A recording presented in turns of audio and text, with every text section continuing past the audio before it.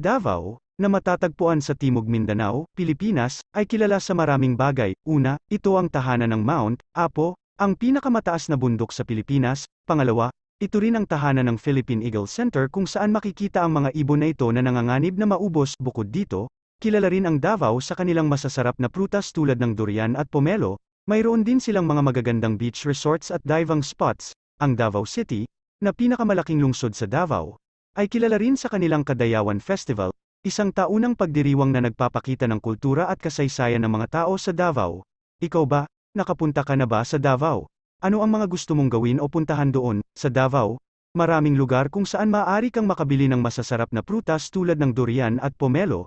Ang isa sa mga sikat na lugar ay ang Magsaysay Fruit Stand na matatagpuan sa Magsaysay Avenue, Davao City. Dito, maaari kang makabili ng sariwang durian, pomelo, at iba pang lokal na prutas. Bukod dito, maaari ka ring pumunta sa Bangkerohan Public Market.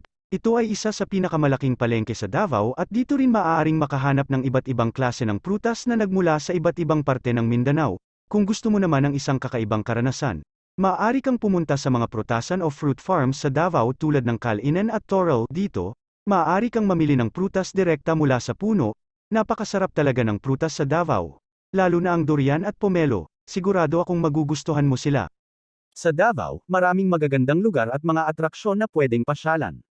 Ilan sa mga ito ay ang sumusunod. Isa, Samal Island. Ito ay isang magandang isla na malapit sa Davao City.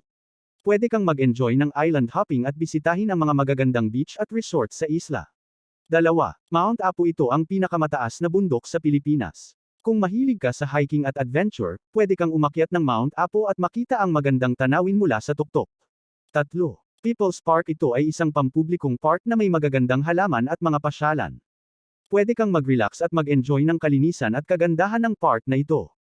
Apat, Davao Crocodile Park. Kung interesado ka sa mga hayop, pwede kang bisitahin ang Davao Crocodile Park. Makakakita ka ng mga buwaya at iba pang mga hayop dito. 5, Museo Davaoenyo. Ito ay isang museo na nagpapakita ng kasaysayan at kultura ng Davao. Pwede kang mag-explore at matuto ng mga bagay tungkol sa lungsod. 6, Eden Nature Park. Ito ay isang magandang lugar na puno ng mga halaman at bulaklak. Pwede kang mag-enjoy ng mga outdoor activities tulad ng horseback riding at zipline dito. 7, Oldevinco Shopping Center. Kung mahilig ka sa souvenir shopping, pwede kang pumunta sa Oldevinco Shopping Center. Makakahanap ka ng mga lokal na produkto tulad ng mga tinali at mga indigenous na sining.